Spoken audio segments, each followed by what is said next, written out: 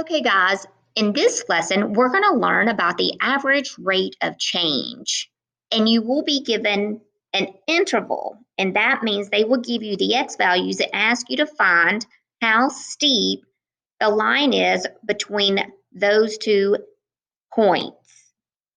So slope is just the measurement of steepness of a line. You also may refer to it as the incline, the pitch, or the grade. It is a constant rate of change when we're talking about a linear function. It is the rise over the run. It's always comparing the change of your y values to the change of your x, and it's always a ratio. Here is our formula, and when we look at linear functions, we use the word slope, and the variable m represents slope. So we have y2 minus y1 over x2 minus x1. You are probably familiar with this formula. Now the subscripts 1 and 2 just refer to as ordered pair 1 and ordered pair 2. So let's take a look at this example. Here we have a linear function, so we're going to find the slope. Now when we find slope, we're going to read our graph from left to right like always, and I can pick any 2 points on the graph to find the slope. So let's just take this point here and this one. How are we going from here to here? How steep is this line? So we always find the rise first because it goes on top. It's the rise over the run. So I'm going up 1 and I'm going to the right 2. So up is positive and going right is positive. So the slope from here to here is 1 over 2. Now let's take this point and let's see how we're going up and to the right. So I'm going up 1, 2, and I'm going to the right 1, 2, 3, 4. So I have up 2 and right 4, which simplifies to 1/2. So no matter what 2 points we use, it's always going to simplify to 1/2 because slope on a linear function is constant. Let's try this one. Let's go from here to here. We're going up 1, 2, 3, and we're going to the right 1, 2, 3, 4, 5, 6. So that was up 3 and right 6, which is 1/2. Now let's take a look at a non-linear function. Here we have a parabola, a quadratic function, and we can see that from this point 0, 0 to 1, 1 would be up 1 and right 1. So that would be an average rate of change of 1. And from this point, 2, 4, and then we have 3, 9, I would be going up 1, 2, 3, 4, 5, and over 1. So that would put it at 5 over 1. You can see they are not constant. So when we were looking at nonlinear functions, we are going to be creating a secant line. They will give you the interval, which are the x values, and then we will find the y values, and we will have 2 points. Remember, folks, we only need 2 points on the graph to find the average rate of change. A secant line is such that if I have this point on the graph, and then let's say we have this point, and I connect these 2 points, this is the secant line. It is a line that cuts the graph. We have endpoints on the graph, and then we connect those. That's what we'll be using for non-linear functions. So here, let's take a look at this parabola. They are going to give us the x values. So again, all we need is 2 points. So they give us -1 and 2, and they want to know how steep the line is between -1 and 2, this interval. So -1, and then I go down to the graph. So when x is -1, y is -5. And when x is 2, y is 6, 7, 8, -8. So that is 2, -8, and we have -1, -5. So if we look on the graph and we connect these 2 points, so we have a secant line. And so we're going to do the rise first. So we're going down 1, 2, 3. And we're going to the right, 1, 2, 3. So we have AROC, average rate of change, is going to be -3/3, which is -1. Or we can use our formula. Now here is the fancy function notation, but just keep this in mind. You're more familiar with this. So here is x1, our first x coordinate. Here's y1, then we have x2 and y2. This is just our second point. This is our second point. This is our first point. So AROC, just to confirm our -1 here, we're going to have y2 minus y1 over x2 minus x1. So this gives me -3/3, which gives me the -1. Number 2, they give us 0 and 4 for our x value. So they want to know how steep the secant line is between 0 and 4. So when x is 0, y is -8. And when x is 4, we have y is 0. So here is the secant line, and I can count up 1, 2, 3, 4, 5, 6, 7, 8. That's a change of 8. And then 1, 2, 3, 4. So we get 8/4, which is 2. Or we could say, if we didn't have the graph, 0 minus -8/4 minus 0. That gives us 8/4, which is 2.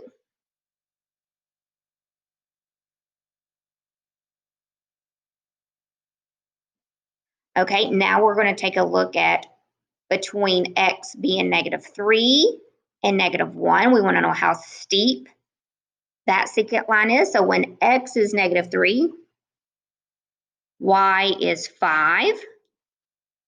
When x is -1, y is, that's 6, 7, 8, 9. So our secant line is here. So we're going to go up 1, 2, 3, 4, and to the right, 1, 2. So we have 4/2, which is 2. We can plug it into our equation. y2 minus y1 over x2. Whoops, let's erase that. x2 minus x1. That is going to give me 4/2, which is the 2. So either way, depending on if you're given a graph or not. Okay, our 2 points are going to be -2 comma something and 1 comma something. So when x is -2, y is 6, 7, 8. And when x is 1, y is 5. So here's our secant line. It is going down. So it's going to be negative. So I'm going 1, 2, 3. And over to the right, 1, 2, 3. So we have -3/3, which is -1. Okay, now we're just given a table of values, so very easy. So we want to know when x is -4 and -1, how steep is that secant line? So x is -4, our output is -8. And when x is -1, our output is 4. So we do have to use the formula. So we have y2 minus y1 over x2 minus x1, and that's going to give me 4/3. Okay, now we're going to use the point between x being -1 and 2. We find those ordered pairs. So when x is -1, y is 4, and when x is 2, y is -2. So we have -2 minus 4, over 2 minus -1. That gives me -6 over 3, which gives me an average rate of change of -2. Now we're going to have -2 comma and 2 comma something else. So between x being -2 and 2, how steep is that secant line? So -2 gives me 4 and 2 gives me -12. My AROC is -12 minus 4 over 2 minus -2. That gives me -16 over 4, which gives me -4. Okay, now we have -1 comma and 6 comma. So when x is -1, y is -3. When x is 6, y is 4. So we have 4 minus -3 over 6 minus -1. That gives me 7 over 7, which simplifies to an average rate of change of 1. Okay, now here's when we're given an equation. So again, we just need 2 points. So we don't have a graph and we don't have the function table, but we have the function itself. So we're going to plug in -1 first, using parentheses for our good math practice so we don't miss a sign. This gives me +1 plus 4 minus 1. So when x is -1, we get an output of 4. And then we're going to plug in 2 for x. Everywhere we see an x, we are going to put a 2. Order of operations. So this gives me -4, -5. And now we do our average rate of change. -5 minus 4 over 2 minus -1, -9 over +3, an average rate of change of -3. See, it just takes 2 points to find your average rate of change. So now we're going to look over the interval from 0 to 5. We're going to plug in 0 first.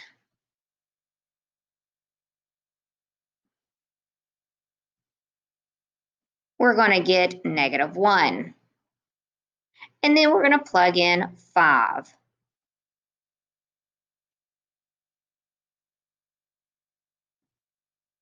We have 25 minus 20 minus 1.